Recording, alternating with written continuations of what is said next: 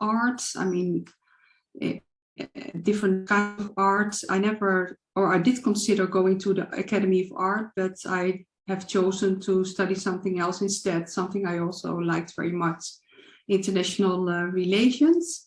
But I did do always courses and tailleurs, they call it here, with all kinds of art. So that's what I really like. And maybe more important is that I really am interested in many different cultures, where I also traveled a lot with my family when I was young and after.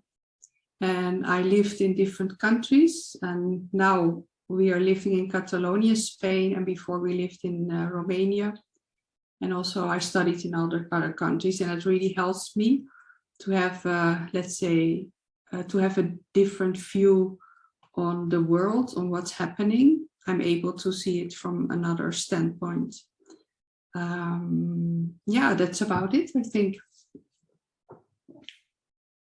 How does it feel being involved in this kind of virtual residency, which is something new nowadays?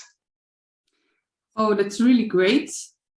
I love it more than I thought so. The fact that I'm able to meet people I would otherwise never have, I mean, never, I don't know, but not easily met. Like people from different countries, different parts of the world, with another, who are doing another art form, other ages. And the funny thing is, I was thinking last week that most of us, it's a small group, but most of us did live also in other countries or other parts of the world during their life so far. So that makes it even more interesting for me to, to discuss topics. How do you relate to the theme of the residency, and what will your project be about? Can you tell us a bit more about that? Now, the theme of the residency, that's you, of course, or that's not what you mean. No, you're always available, you're easy to contact with whatever question or request. The atmosphere in the group is really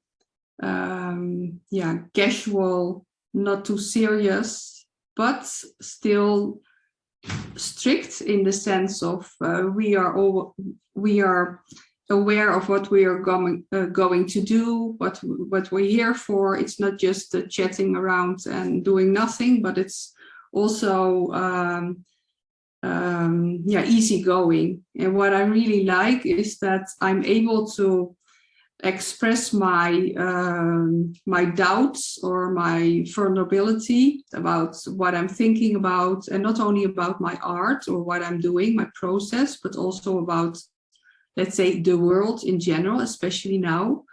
And it's taken, it's received in a way that makes me really feel comfortable, and invites me to be even more open than I thought I could be. So that's really something very positive. And then, I don't know, what else did you ask about residency? Your project, what it will be about, and like your thoughts about the theme, the whole conflict, art, and peace thing you're mentioning daily.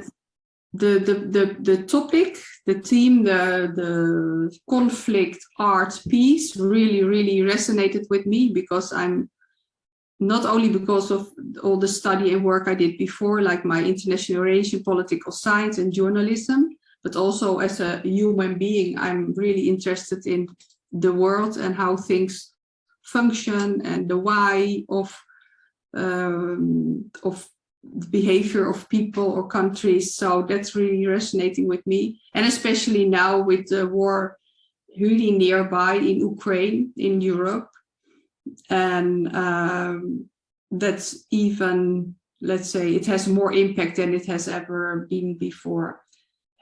And now my project, I try to, let's say, to integrate the different kinds of art into a small story about the topic we have. That means that I use, let's say, the traditional broderie on cotton, I use printing, I use photography, and I was really inspired also by the others in the group that I didn't realize before, who are more into, let's say, art generated in your computer, what I didn't do ever before. So I'm now experimenting with photo sounder and with making pictures of, let's say, my traditional art to combine it into something, into a story, a narrative that speaks about this topic.